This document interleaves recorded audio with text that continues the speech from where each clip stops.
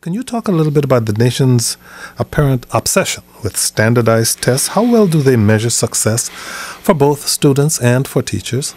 You know, the scores are an important indicator, right? They are not the goal. They're an indicator of when something's wrong, quite frankly, not when something's right. I think about my own kids. I have a 10-year-old, a 9-year-old, and a 4-year-old, and I certainly expect that they'll do well in the test. And I would, if they're not doing well in the test, say, what's going on here? But I also know that when they graduate high school and they graduate college, they're going to be asked to be creative problem solvers, right?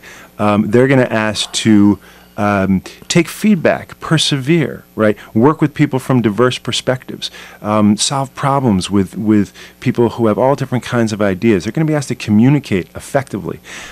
That's not always measured in a standardized test. So they tell us when something's wrong, but they don't tell us when something's right. I am concerned that there are those out there who believe they're equivalent to a profit and loss statement. It's not dissimilar from what happened 120 years ago when the business community foisted Taylorism or scientific management on educators, and that led to many of the problems we have today. It's the same kind of overly simplistic notion that somehow you can boil education down to one standardized test. Kids will tell you different, parents will tell you different, and teachers will tell you different. You've said academic achievement is not the only key to success. Talk about the new curriculum 2.0 and your desire to prepare students to be, what you mentioned earlier, creative problem solvers. Sure. And let me be clear. Academic success is important. We still have an achievement gap in Montgomery County.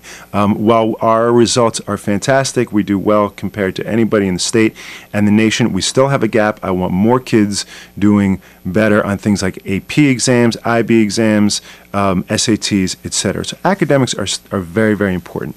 But as I said earlier, we know that our kids need complementary competencies, right? What are the 21st century creative problem solving skills, critical thinking skills, communication skills? And then what are the social emotional competencies that our kids need? Do they understand, particularly in this increasingly diverse world, different perspectives? Do they have what Paul Tough and Daniel Pink describe as grit? Can they persevere when they get feedback? Can they pick themselves up off the floor?